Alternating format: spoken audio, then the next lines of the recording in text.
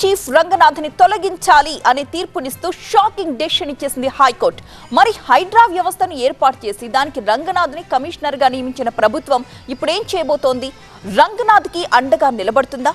High court తీర్పును సవాల్ చేస్తుందా? అసలు రంగనాథ్ స్వరం ఇప్పుడెలా ఉంది?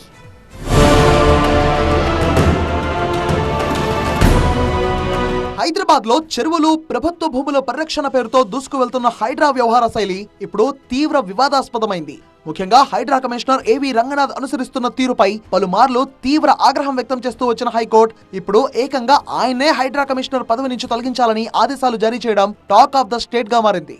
అయితే రంగనాథ్ కు మద్దతుగా ప్రభుత్వం నిలవాలని నిర్ణయించినట్టు తెలుస్తోంది. హైకోర్టు ఆదేశాలపై ఆచితూచి స్పందించాలని ప్రభుత్వం భావిస్తోంది. తీర్పునకు సంబంధించిన ఆర్డర్ కాపీ ఆధారంగా న్యాయ సలహా తీసుకోవాలని డిసైడ్ అయింది. ఢిల్లీలో ఉన్న సీఎం రేవంత్ కు ఈ తీర్పు గురించి సమాచారం అందించారు ఇంటెలిజెన్స్ చీఫ్. దీనిపై న్యాయ సలహా తీసుకోవాలని సీఎస్ కు సీఎం రేవంత్ ఆదేశాలు జారీ చేసినట్టు తెలుస్తోంది. ఇక హైడ్రాపై నమోదైన కోర్టు ధిక్కరణ కేసులపై ఆరా తీస్తున్నారు అధికారులు. ఈ కేసులో సింగిల్ బెంచ్ తీర్పుపై డివిజన్ బెంచ్ లో అపీల్ కు వెళ్లడంపై ప్రభుత్వం సమాలోచనలు జరుపుతున్నట్టు తెలుస్తోంది.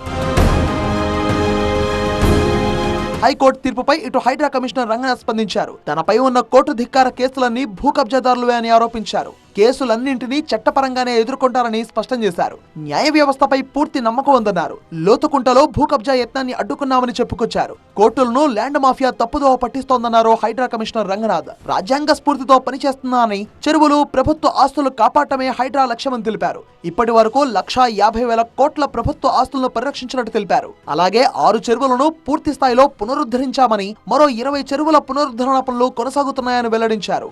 వేల ఎకరాల ప్రభుత్వ భూములను కబ్జా నుంచి వెనక్కి తీసుకుని ప్రభుత్వానికి హైడ్రా అప్పగించిందని చెప్పుకొచ్చారు. అంతేకాదు తనపై 63 కంటెంప్ట్ కేసులు పెట్టింది బడాబాబులే అంటూ రంగనాథ్ అనడం హాట్ టాపిక్ గా మారింది.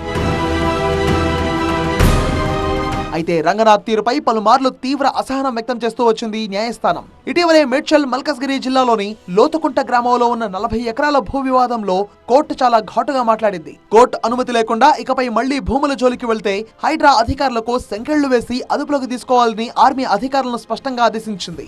వివాదాస్పద భూముల్లోకి చట్టాన్ని ఉల్లంఘించి ఎవరు వచ్చినా సరే వెంటనే అదుపులోకి తీసుకోవాలని తేల్చి చెప్పింది.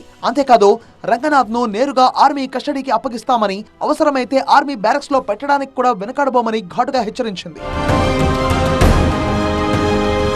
ఇక హైడ్రా వచ్చాక అత్యంత వివాదాస్పదమైనది తమ్మిడికుంట. నాగార్జునకు చెందిన ఎన్ కన్వెన్షన్ కు ఈ తమ్మిడికుంట FTL పరిధిలో నిర్మించారనే ఆరోపణలతో దాన్ని కూల్చివేయించారు హైడ్రా కమిషనర్ రంగనాథ్. కానీ ఆ కూల్చివేత జరిగిన ఏడాది తర్వాత కూడా ఆ చెరువు పునరుద్ధరణ పనులు చేపట్టలేదు. అలాగే తమ్మిడికుంటకు గతంలో ఉన్న FTL హద్దురాళ్లు పీకేసి దౌర్జన్యంగా తమ భూములను గుంజుకున్నారని, కనీసం నోటీసులు కూడా ఇవ్వలేదని విరుచుకుపడ్డ స్థానికులు రంగనాథ్ తీరుపై కోర్టుకు వివరించారు. అంతేకాదు ఆక్రమణల తొలగింపు పేరుతో బతుకు తెరువు కోసం నగరానికి వచ్చి నివసిస్తున్న పేదవాళ్ల ఇల్లు కూలగొట్టడం కూడా జరిగిందనే ఆరోపణలు వినిపించాయి. పేదల ఇళ్లను కూల్చివేసి ప్రజా ప్రతినిధుల జోలికి వెళ్లడం లేదు అనేది హైడ్రా కమిషనర్ రంగనాథ్ పై కొన్నాళ్లుగా వినిపిస్తున్న విమర్శ. కోర్టు సైతం ఈ విషయంపై సీరియస్ అయింది. ఇలా ఎన్నోసార్లు రంగనాథ్ తీరును తప్పుపడుతూ వచ్చిన న్యాయస్థానం ఇప్పుడు ఏకంగా ఆయన హైడ్రా కమిషనర్ పదవి నుంచే తప్పించాలని ఆదేశించడం చర్చనీయాంశమైంది. హైడ్రాపై కోర్టు తీర్పు ప్రభుత్వానికి చెంపపెట్టు లాంటిదన్నారు బీజేపీ ఎంపీ ఈటల రాజేందర్.